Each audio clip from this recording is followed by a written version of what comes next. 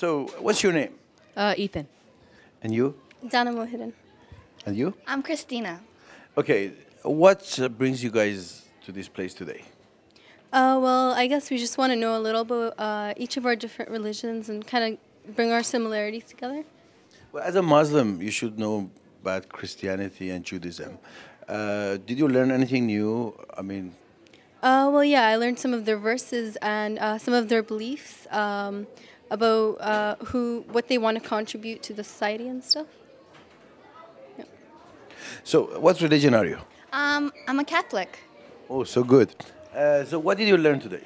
I learned about the different faiths that we have come across today. I've learned about the Jewish people, and I've learned about the Muslim people. So could you quickly summarize, what did you learn about this religion? We learned that basically, although we have our differences, the bottom line is we love each other, and we have to care for each other, and then we also have to love ourselves.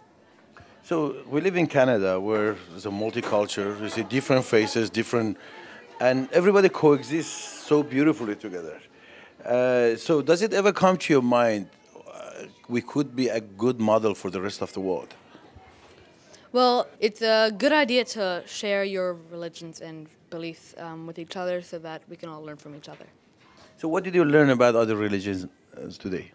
Well, I learned that there isn't so many differences as you may think.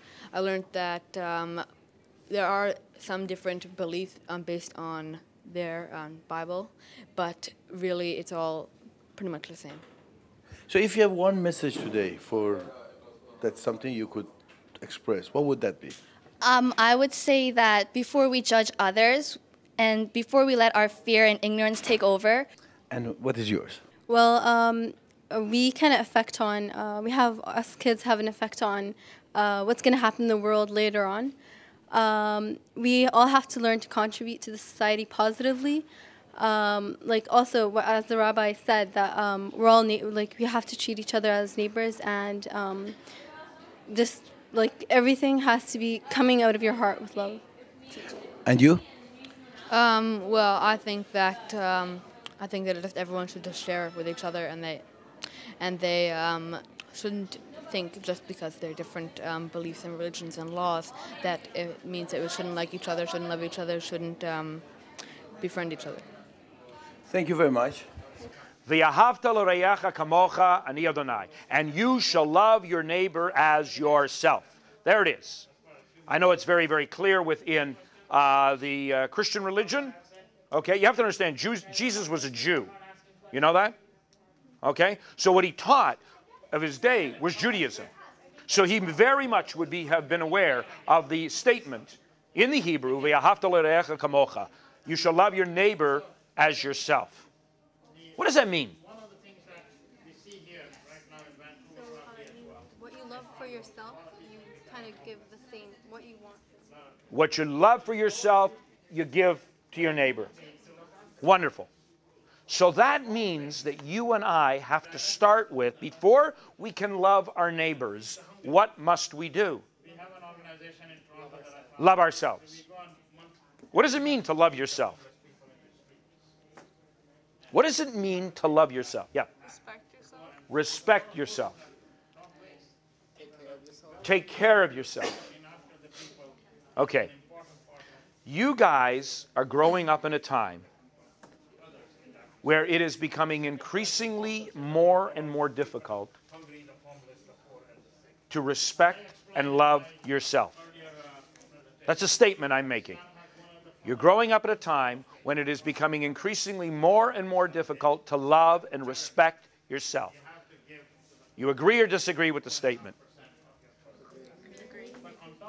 Give me examples of that. The media out there, the media out there doesn't allow you fully to become what you want to be. Okay, and what way does the media? Let's say singers out there, the way they dress, maybe. The way Okay. So the media, entertainment, okay? Entertainers. What are entertainers there to do? What are entertainers there to do? Entertain you. No. They're there to sell. They're there to sell a product. Whatever product it is that they're promoting, they're selling. They're selling themselves in terms of buy their record, buy their video, whatever. They're selling sex. And they sell the sex through the clothes, through the makeup, through the whole image. It's all marketing. It's all marketing. And it's to relieve you of money.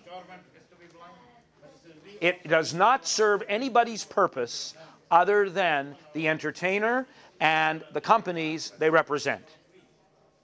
They don't care if the stuff they sell is appropriate or inappropriate. Doesn't matter. As long as you buy it. Okay. Can I have your name, please? Shaul Wachstock. And you are a rabbi. I'm the head of Jewish Studies at King David High School. Okay, and you are? I'm Linda Graham from Little Flower Academy. And you, sir? My name is Asim. I teach computer studies at Iqra School. Okay, are you a Muslim? Yes, I'm a Muslim. Okay, and you are? A Catholic. Okay, so we have the three religions here. So you guys didn't speak, right? You were just listening, as I noticed. What did you learn from today's, I know you are all teachers, but from the kids and their behavior, what would you learn? What would you... Well, I thought it was wonderful that there was this genuine curiosity and wonder about each other, and this willingness and this openness to listen to one another, to learn more about what makes each other tick. And you, sir?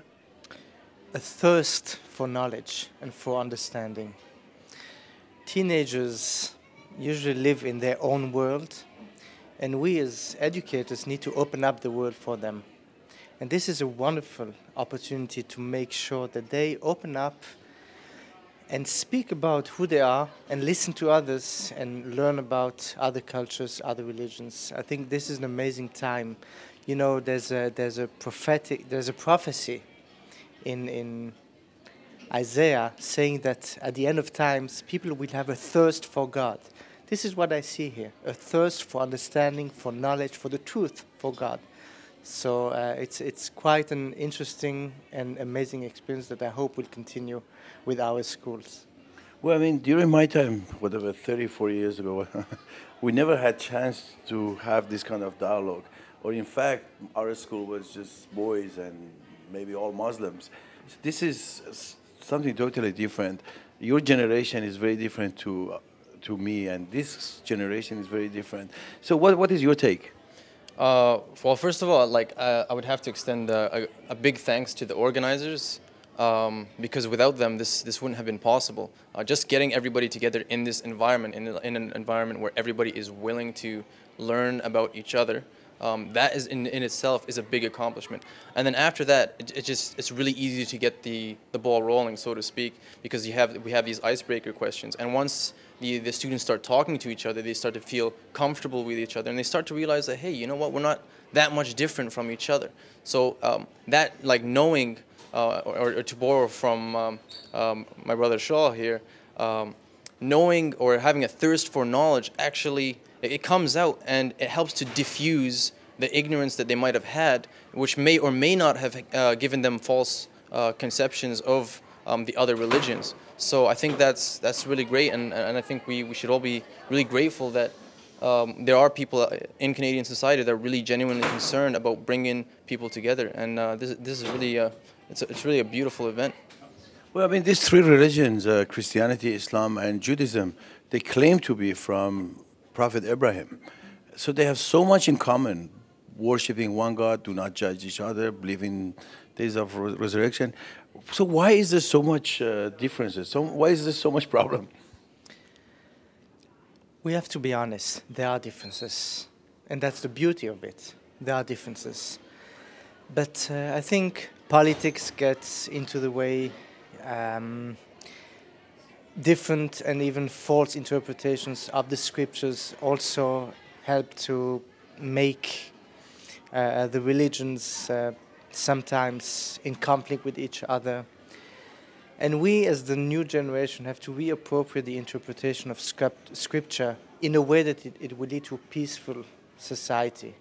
And so there are problems. And I think that as a first time, we don't have to deal with the problems. We won't solve the problems of the world today. But we can start with this, start about the common ground and common background of our religions. And maybe next session we can speak about problems and issues, because we will have established trust relationships. And so we can continue and make sure that our kids understand that on the one hand we have the same source, but on the other hand it evolved in different ways, and how can we put it back into a framework that would allow us to live in peace together. So what would you say? I would say I think there's been a lack of effective communication and interaction between the different faiths. And as our student representative so aptly put it, just really ignorance, and sometimes that breeds fear. And I think that when you start with this kind of interaction at a young level, it's a great sign of hope for a future. They say that peace begins at home. And so if we're ever going to get world peace, we need to start small and locally. And this is just an amazing opportunity to get that going. Okay, so again, I'm going to have to borrow my answer from Shaul and Linda. On the one hand, there's a problem with interpretations. Different people claim God, and their God is the right God. Whatever interpretation they use is the ABC that everybody else should follow along with. And if people don't follow along with that ABC, then they're wrong, they're the outsiders, they're the wrongdoers, or in President George Bush's words, the evildoers. The other problem that Linda pointed out is a lack of communication, and I think that in order to get to start communicating, you sort of have to stop and okay, accept that there are differences, right? But instead of claiming that there's the ABC, there's the one God approach, that my God is the correct God and your God is wrong. You have to get past that, start talking, and after that, like once you learn more about the people in front of you, whether they are Muslim, Jew, Christian, Hindu, or what have you, you'll begin to understand and appreciate their God. So you don't have to believe in that God, but you can appreciate where they're coming from with their beliefs. Well, thank you very much. I would love to stand and listen to you three. Beautiful, great inspiration. And I'm sure you would produce the next generation that's going to be very great generation. Thank you very much. Okay, thanks. Thanks. Thank you. Thanks. Thank you.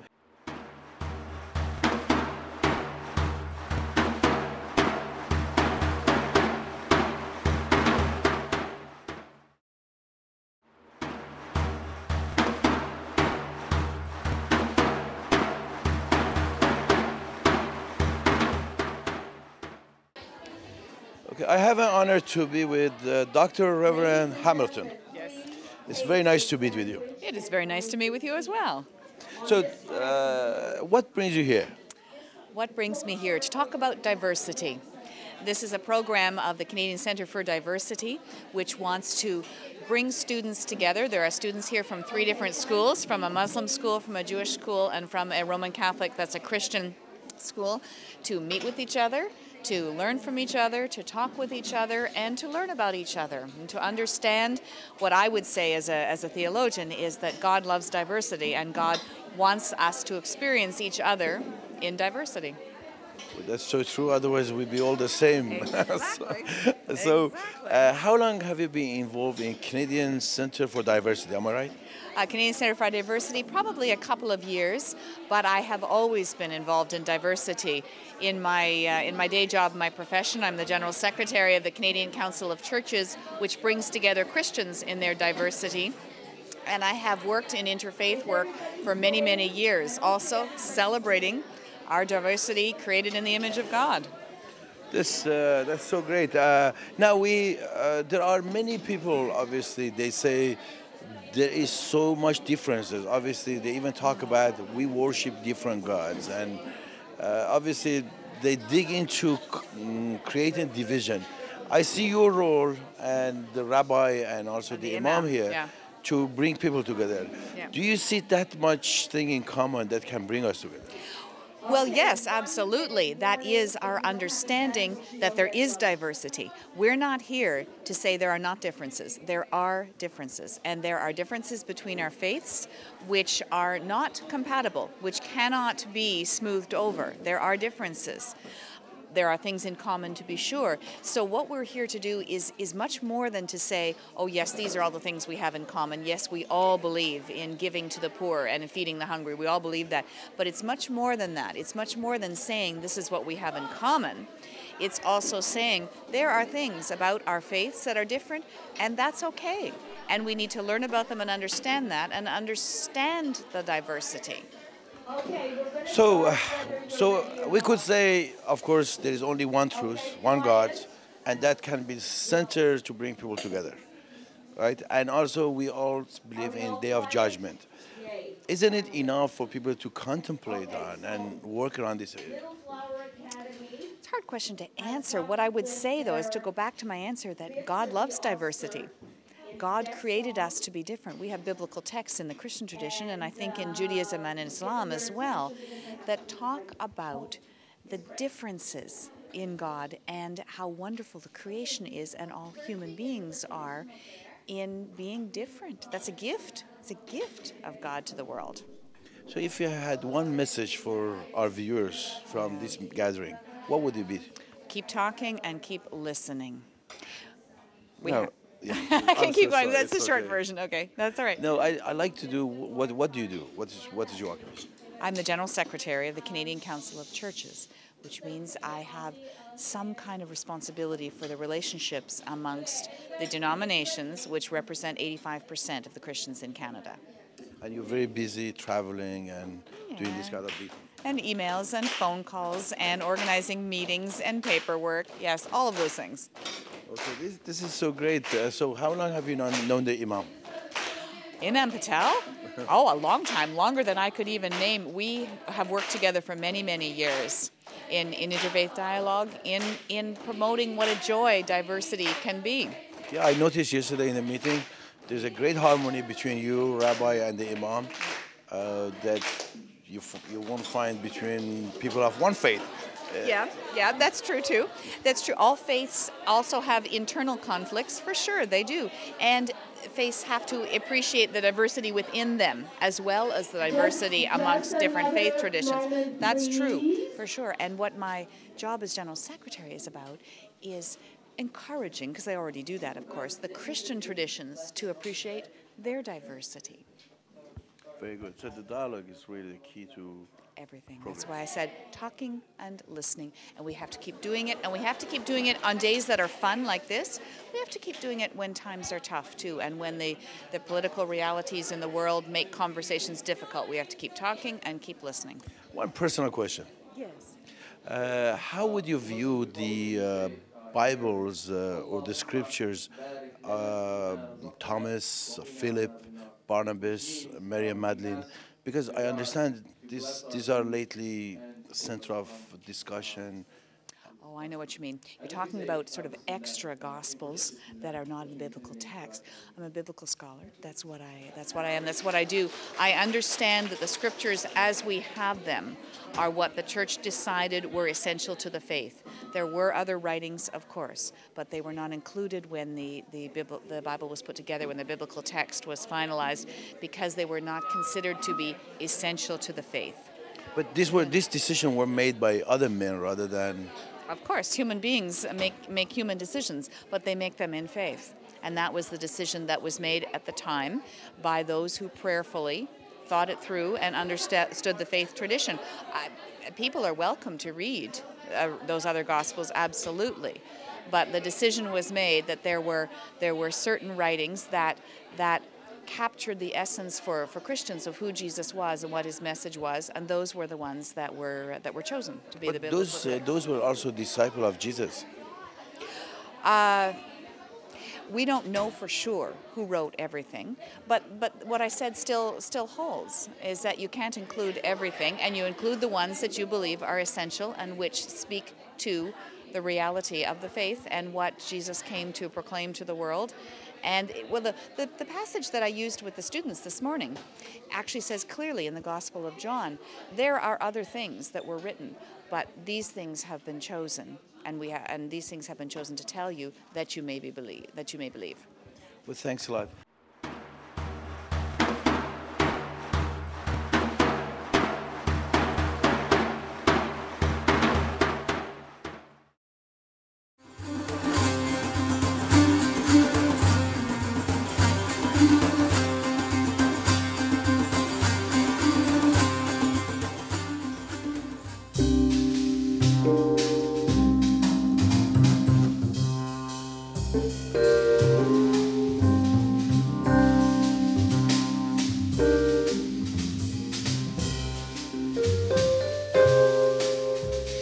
It's gray outside and we're alone.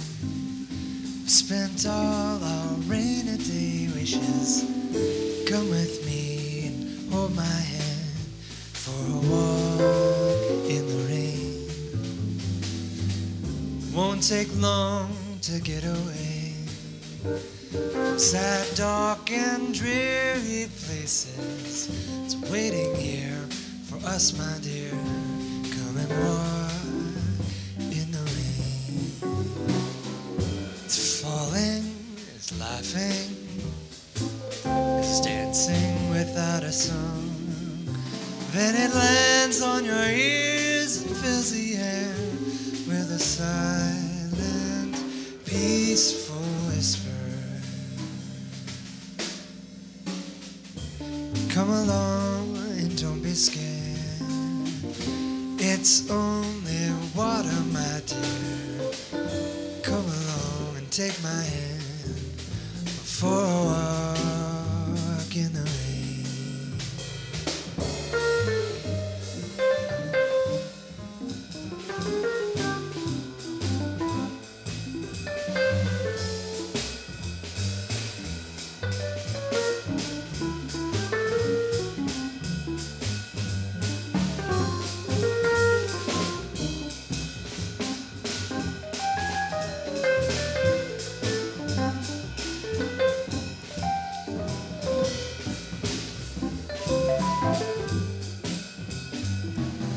It's falling, laughing, dancing without a song. Then it lands on your ears and fills the air with a silent, peaceful whisper. Come along and don't be scared. It's only water, my dear. Come along and hold my hand for a walk in the rain. In the rain. In the rain.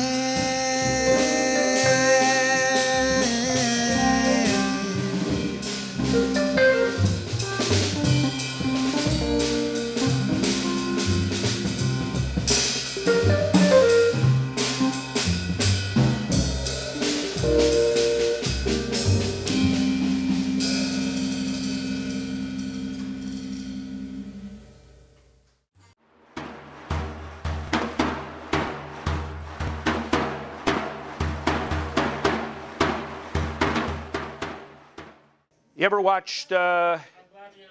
ever watch golfers? Right? You ever watch golfers on television? Yeah? Do you ever watch their shirts or their hats? I don't know if you're of course watching the stroke, aren't you? You think Tiger Woods just goes and picks any hat he wants and puts it on? Absolutely not. Tiger is probably paid $10 million a year to wear a hat. To wear a hat. And another company will pay him another $1 zillion if he has a patch on his sleeve. He gets paid for that. He makes much more money getting dressed than he does going out and playing golf. Okay? Much more money getting dressed.